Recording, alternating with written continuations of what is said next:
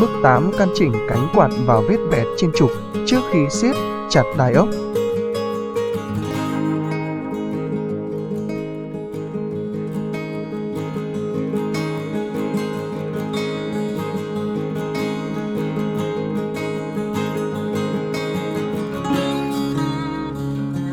Bước 9. Siết chặt ốc cánh quạt.